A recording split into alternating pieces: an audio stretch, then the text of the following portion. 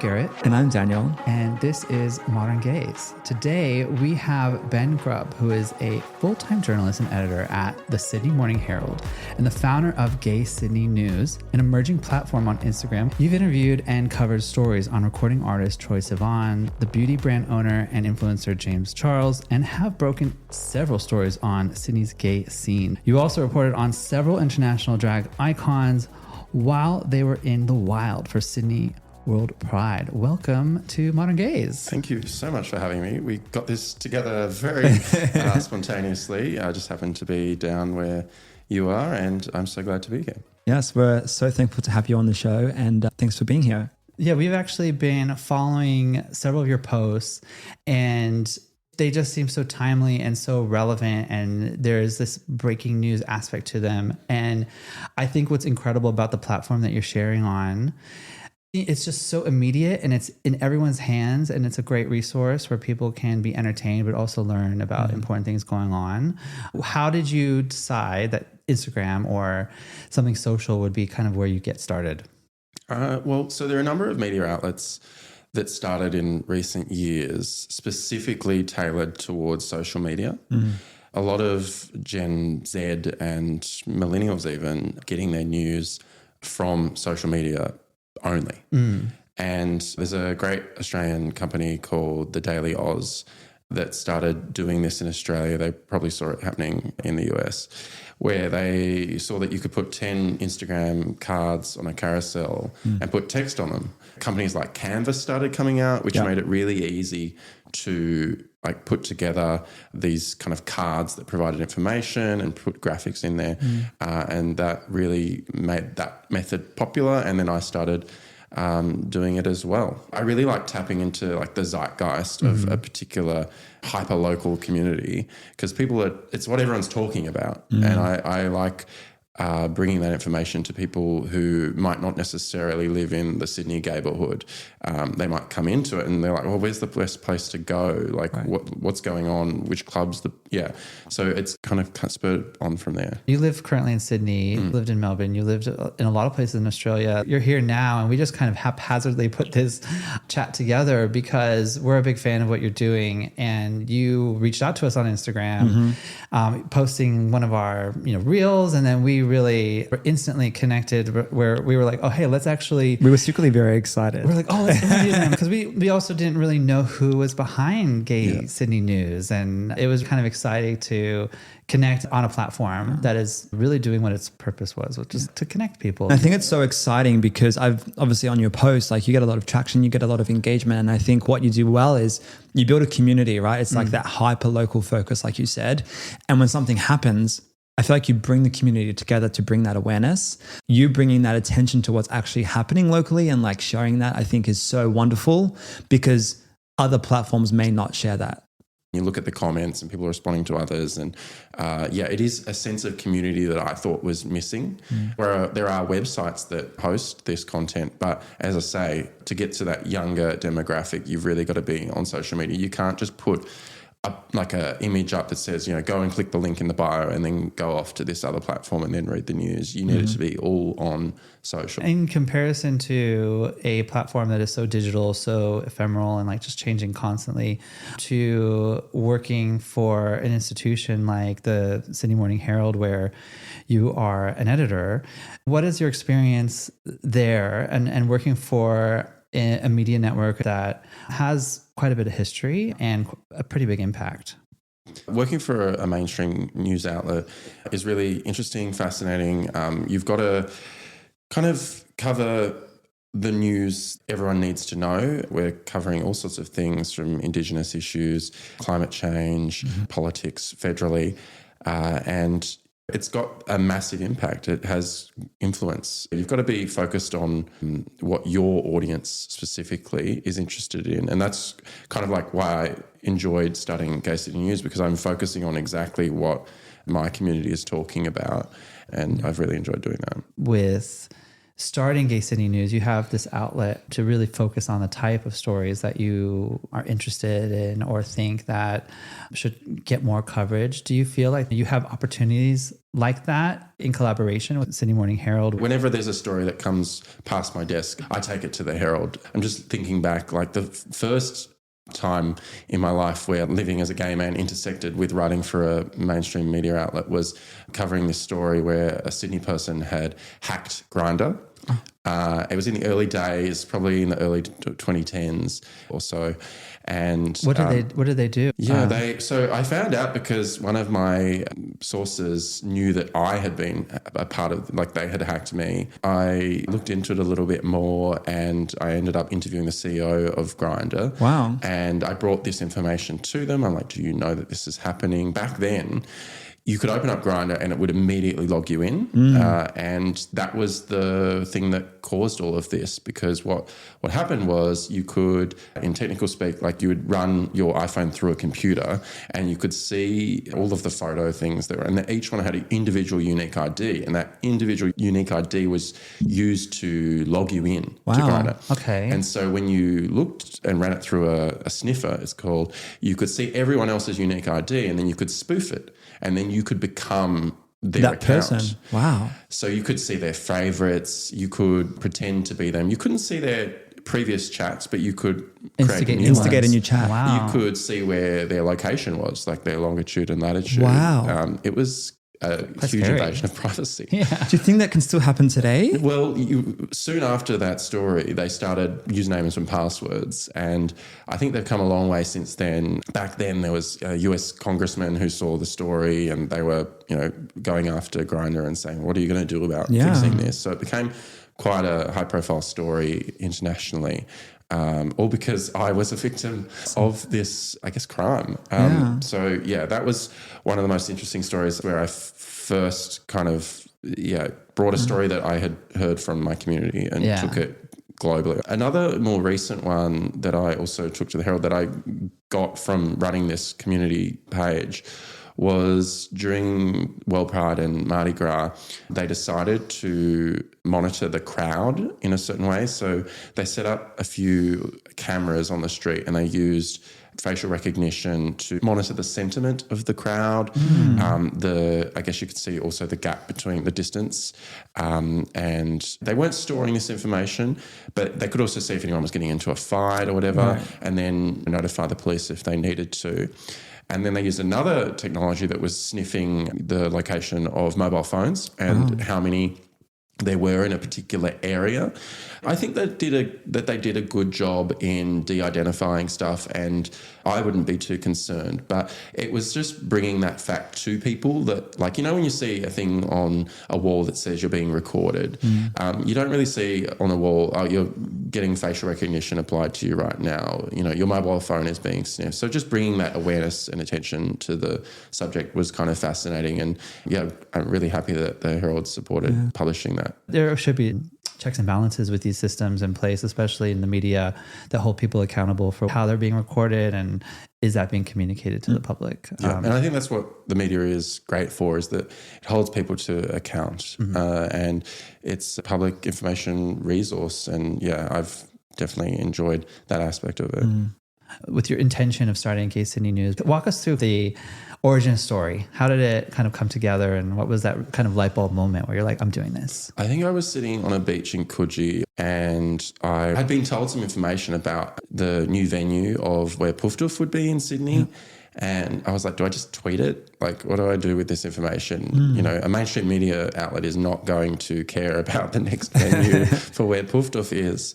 And I'm like, there's no place where I can put this besides just tweeting it out or telling a friend. It was hot news, It was. And I wanted to do something about it. So I first got permission to start the page from my employer and then wrote up that story. And that worked really effectively. And World Pride was coming. And I thought there's going to be so much news of the local stuff that I was talking about. Absolutely. We definitely need more representation, especially in mainstream media and in news in general. What do you think is your projected goal for Gay Sydney News? Where do you see it?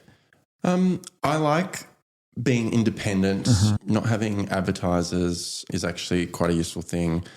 I'm just going to keep writing more stories. Gay life is not just Oxford Street or the inner west in Sydney.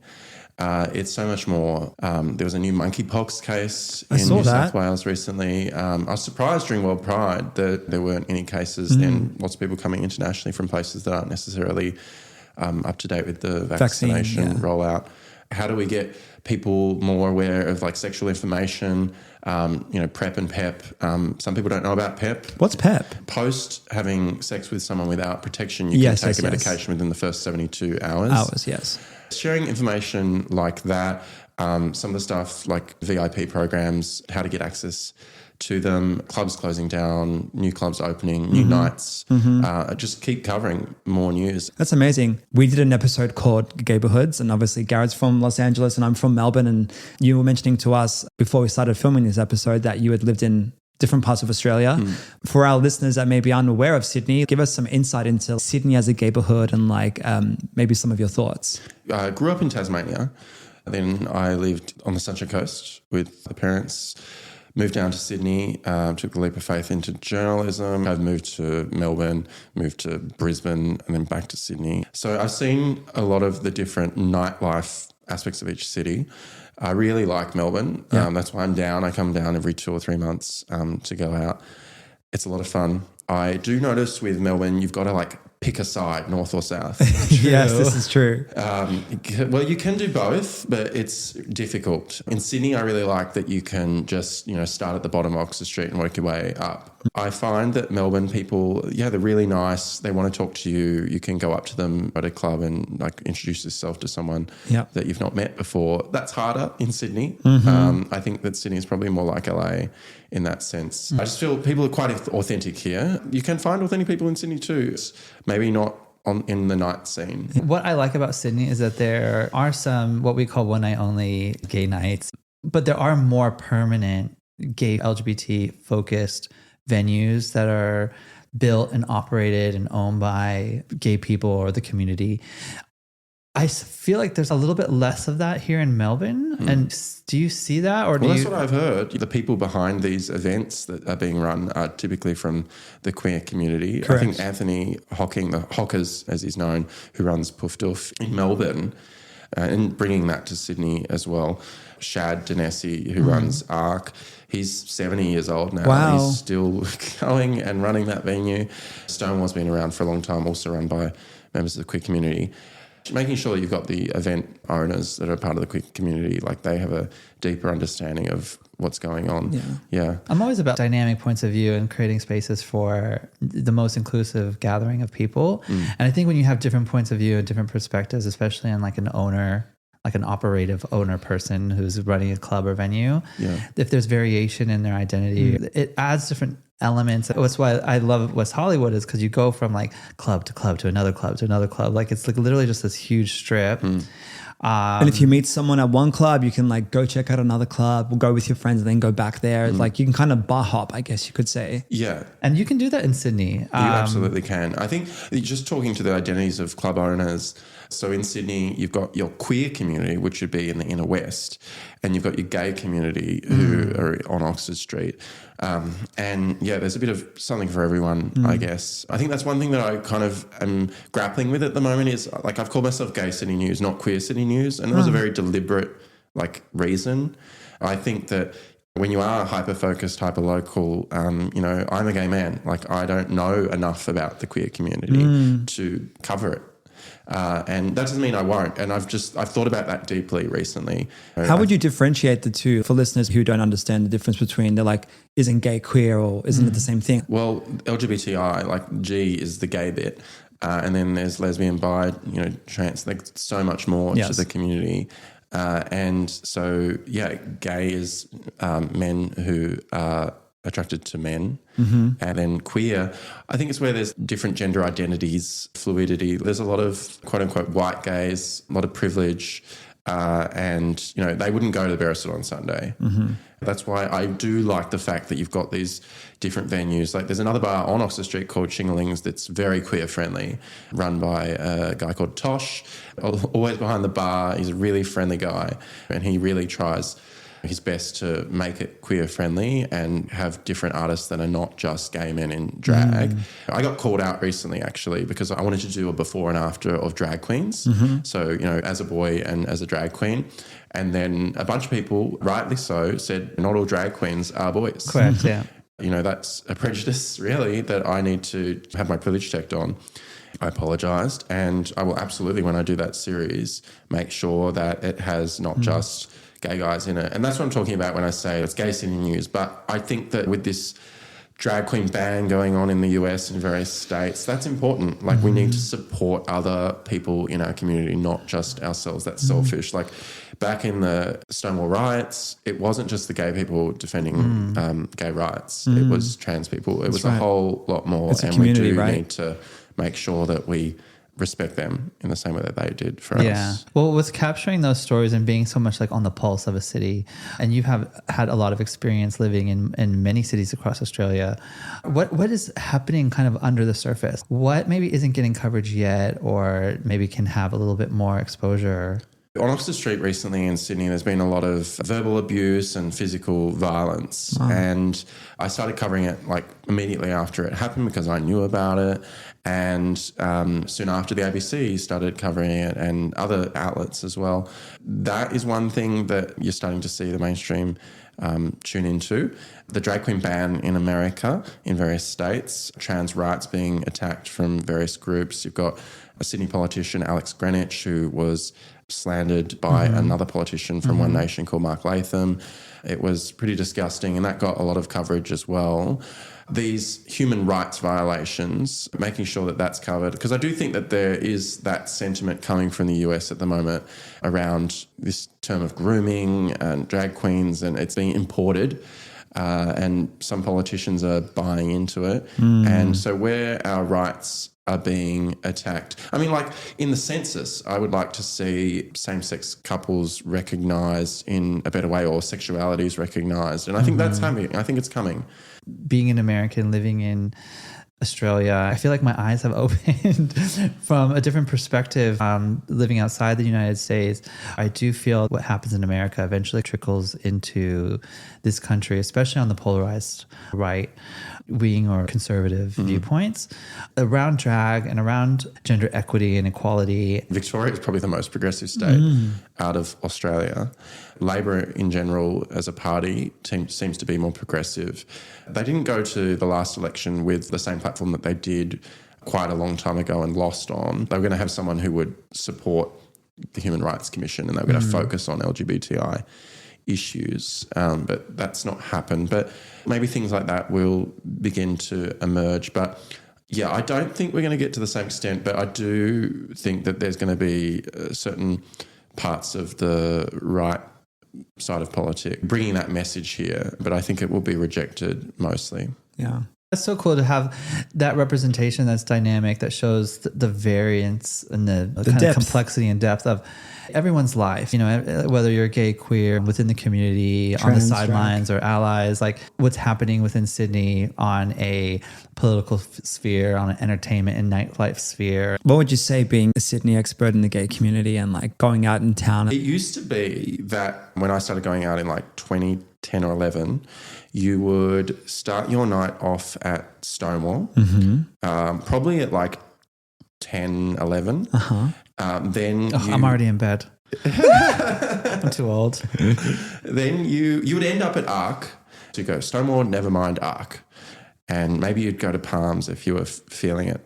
But now you would probably go to either Universal or Stonewall first. Universal, I think the reason that people have started going there is it was like the only venue to stay open during the pandemic. And they turned it into like a cabaret show. You sit, because that was the law at the time, and people just kind of stayed loyal to it. What's interesting about so many venues that I think that is important now is that people like to just chill and gather and start to kind of set the vibe a little bit earlier, like when, the happy hour is on. But there has to be space and an environment for that, for people do feel like they're just welcome to get cozy, I have autism and I'm hypersensitive to sound and touch and feel, unless like I'm plastered. and I don't want to be plastered all the time. So I noticed that recently there's a club in Melbourne, like a club night, that caters to neurodivergent people. And I thought that was fantastic. Like, more of that, please. And like, that's why I like going to the Barracid, is that you can actually have conversations with people. At clubs, it's just like loud noise. You run into exes and friends and all sorts, and maybe there's people making out, but where's the true conversation, the authenticity and so on. That's why I like the brunches, the bingos, the karaoke, daytime activities.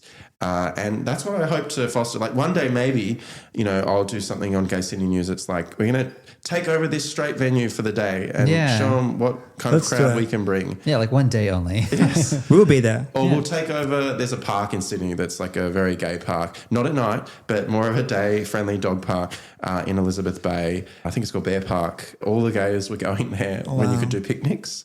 And it was so fun. And you don't have to drink alcohol to be with your friends and have a good time, you know. Yeah. Well, I guess you have sources, right? And like, you do a lot of research and gathering information to put together stories. Where can people and some of our listeners look to get some juicy information or So news? There's one publication in Sydney that does a really good job called Star Observer. And then ABC has an Instagram account called ABC Queer. You've also got DNA Magazine, which I like to call a picture book for adults. They do some serious stuff in there, but it's mostly models.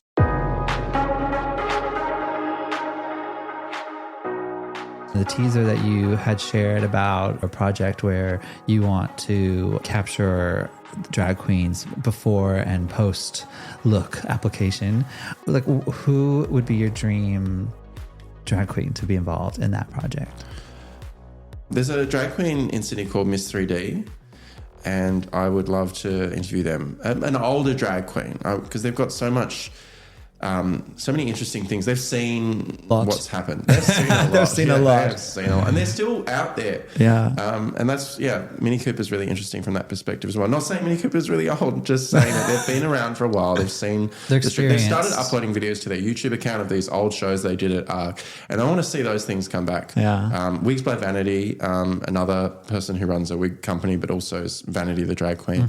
We know what they look at like outside of drag, but fascinating stories to tell, I'm sure. And other interviews that I would kind of like to do, people who were there during the riots, definitely want to get the perspective. I think we can learn a lot from the past. That's amazing. With that kind of project, capturing the drag queens, I think will be so incredible, and it'll be a story that people would be so excited to see, and especially learning from the past and learning from drag queens that have a lot of experience out in the clubs. Some other ideas or some other stories that you have really enjoyed capturing, does anything stand out? What are the favorite stories you've covered? I think the funniest was probably identifying who was behind this F-type Jag sports car that was driving around Surrey Hills with the number plate TWINK. No. Twink. Really? Yeah. So I asked around because I saw it. It was near this cafe that the gays frequent, just on the street, and like everyone was taking photos with it. And so I ended up messaging the guy behind it and wrote a story about him. And it was such a nice story about something you just know people were talking about and they were curious about, and who is the guy behind this like $170,000 oh my goodness Jag? It, like, do you know who Angeline is? No. So in LA, there was this random woman that decided to buy a pink Corvette and drive around, and her plate said Angeline, and she built her notoriety from it and became this like incredible kind of cult icon. Yeah. Great way of advertising yourself. But I remember asking him, okay, you're 24, what are you going to do? So go and check that out. Fascinating interview. The other story that I was really interested in was I interviewed the guy behind this Instagram account called The Pink Veranda. It kind of riffs off Sydney's gay scene and it's like a Batuta advocate, so it's satire. So just to give you a bit of taste of like the headlines that they're publishing, one was ARC overwhelmingly voted best gay club in Sydney out of no other options. So that was back in the day. And now there's like so many options. Man in his 90s mistakenly attends Pump the 90s party.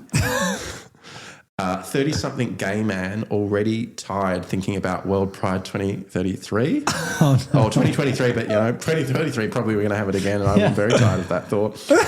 Lone chick at the kick-on senses the mood has shifted.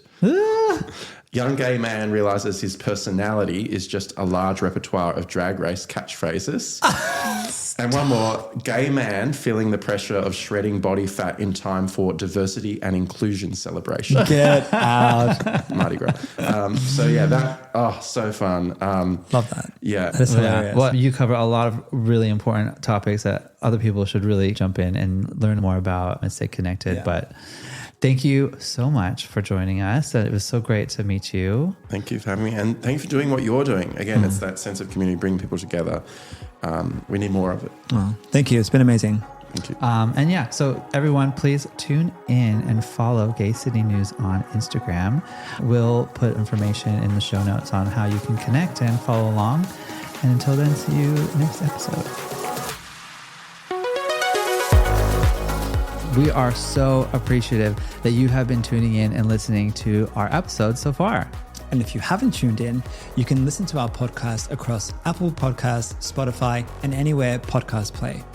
And if you've been enjoying the episodes, we would love for you to leave a review and let us know what you think authentically, what you want to hear in future episodes, and some topics that you think we should cover. Be sure to like, follow, and subscribe, and put alerts on for our weekly updates on when our podcast launch. See you next time.